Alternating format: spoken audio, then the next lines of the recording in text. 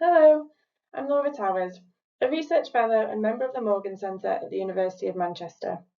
In this video, we will start to think beyond the nuclear family, focusing specifically on the work of Janet Finch and Jennifer Mason to do so. I will outline some of the key ideas that Finch and Mason share in their influential text, titled Negotiating Family Responsibilities. This book is based upon a research study called the Family Obligations Project, which made use of a large-scale survey and qualitative interviews to examine contemporary relationships between adult kin. In particular, Finch and Mason sought to explore relationships beyond the nuclear family, including, for example, grandparents, cousins, nieces and nephews, and aunts and uncles. Though there are lots of interesting points made in the book, here are two key findings to draw your attention to. Firstly, in the late 1950s, it was concluded by Young and Wilmot that despite widespread beliefs to the contrary, the extended family was alive and well and had a tangible reality in most people's lives.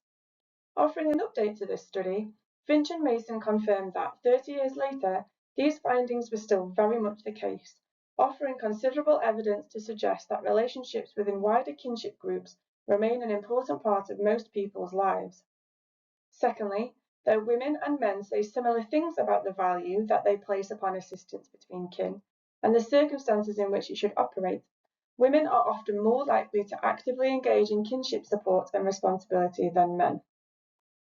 The acts of support that Finch and Mason found between wider kinship ties were seen as a characteristic part of family life, including caring for children or aging relatives, lending money, or offering specialized expertise such as car maintenance.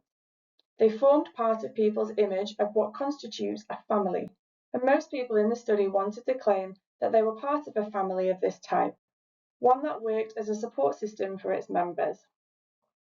However, Finch and Mason note that most adults did not want to draw upon the support of kin apart from their spouses. Participants tried to avoid relying on help from relatives, rather than routinely expecting to call on it, and many people went to great lengths to ensure that they did not become dependent on this type of assistance. Finch and Mason also stress that kinship support should not be taken for granted.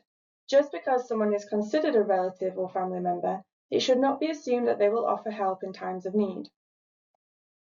Finch and Mason are keen to challenge the idea of fixed, predetermined kinship roles and obligations. Instead, they argue that relationships within families are actively developed and maintained through ongoing negotiation and communication.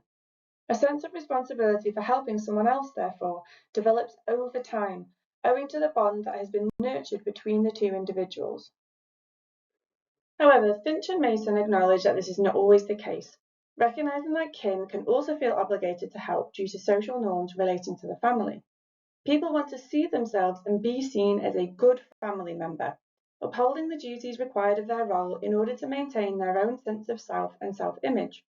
To withdraw from these situations can be costly to the individual's sense of identity, as well as their moral position in the family and wider community. Here are the references for the work we have looked at in this presentation.